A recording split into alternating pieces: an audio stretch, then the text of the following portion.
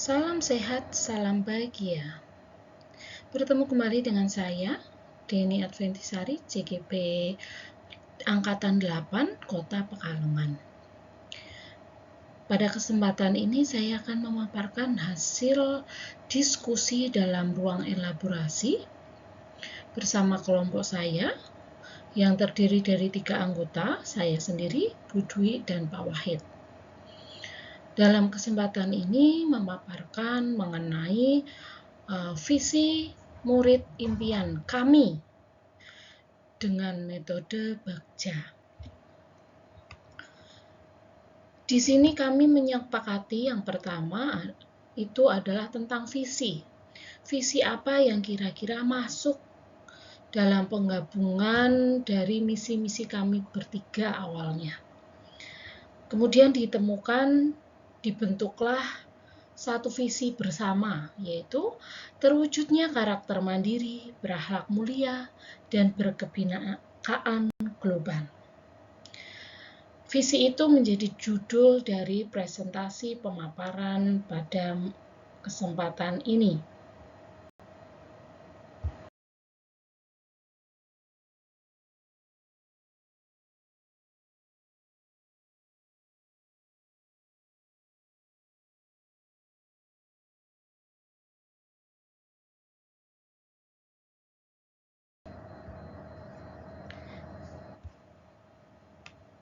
Dalam memprakarsai sebuah perubahan, kami menggunakan metode Bagja dengan 5 tahap. Yang tahap pertama adalah buat pertanyaan utama. Di sini kami membuat sebuah pertanyaan yang dapat menguatkan visi kami untuk mewujudkannya. Yang pertama adalah apa yang harus dilakukan untuk mewujudkan karakter mandiri, berakhlak mulia, dan kebinekaan global. 3 poin ini adalah 3 fokus dalam visi kami bertiga. Kemudian, apa yang akan kami lakukan untuk menjawab pertanyaan yang sudah dibuat ini? Yang pertama adalah mencari dasar pemikiran mengenai karakter mandiri, akhlak mulia, dan kebinekaan global itu sendiri. Kemudian yang berikutnya berkonsultasi dengan rekan sejawat atau kepala sekolah.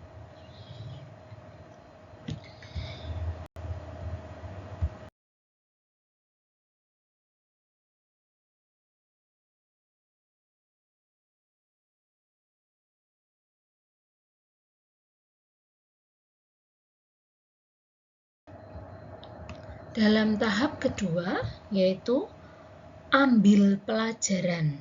Nah, dalam tahap ini kami menyusun sebuah pertanyaan untuk mendukung tahapan ini, yaitu yang pertama, sekolah mana yang berhasil menerapkan salah satu poin dari visi yang kami sebutkan tadi, karakter mandiri, akhlak mulia, atau kebinekaan global.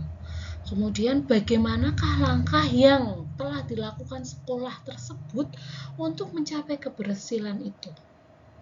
Kemudian yang ketiga, kira-kira tantangan apa aja dalam menjalankan langkah-langkah untuk mencapai keberhasilan tersebut.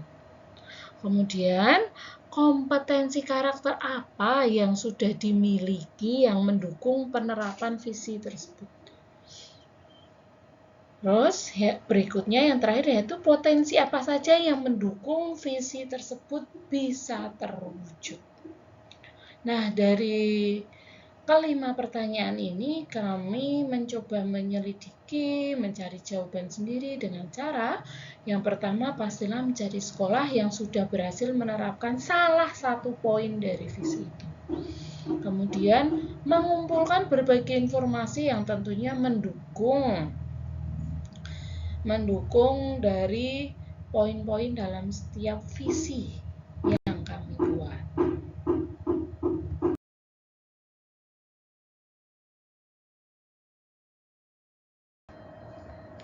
Dalam tahap ini adalah tahap gali mimpi, dream.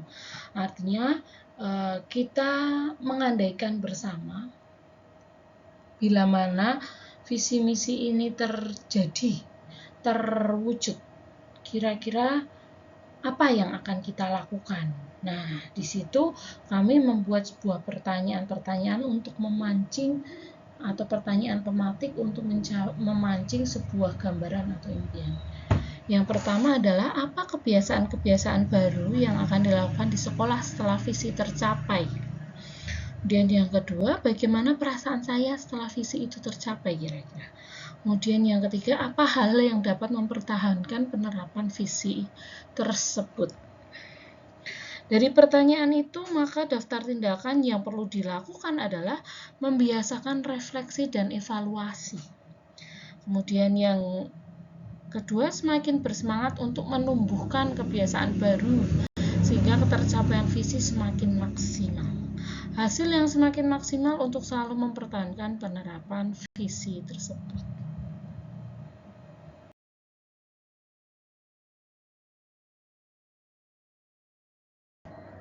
Kemudian tahap berikutnya, jabarkan rencana.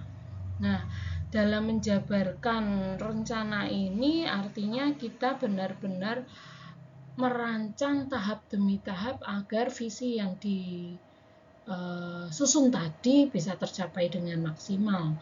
Yang pertama itu kami membuat sebuah pertanyaan, bukan sebuah ya, tapi 3 buah pertanyaan.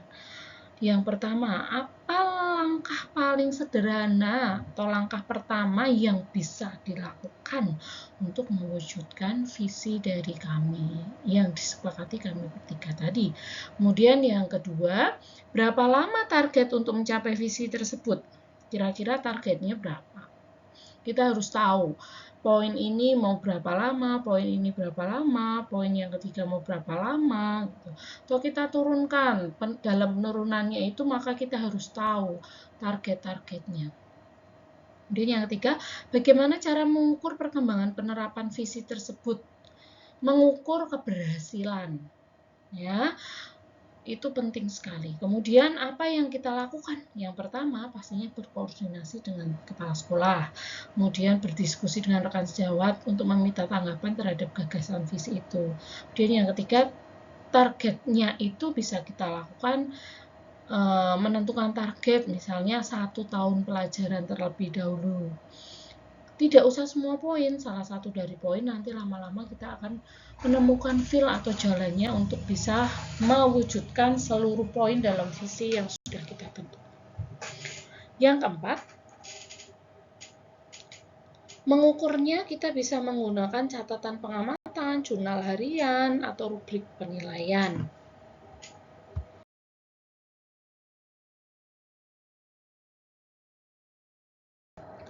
Tahap atur eksekusi artinya adalah mengatur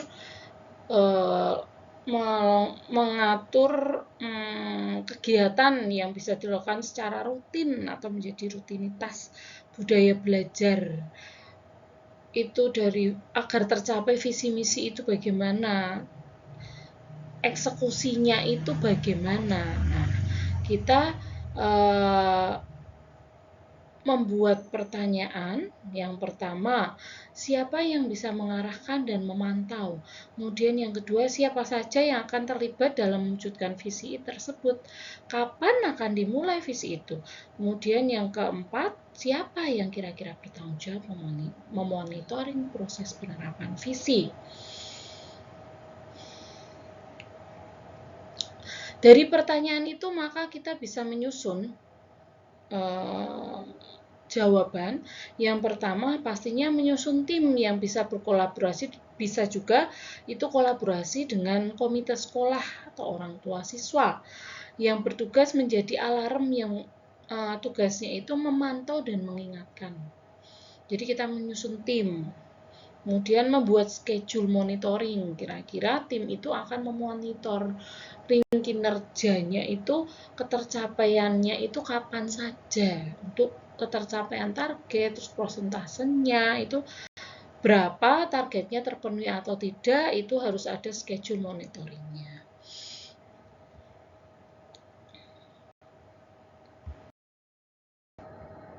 Demikian pemaparan hasil dari diskusi kami, ruang kolaborasi.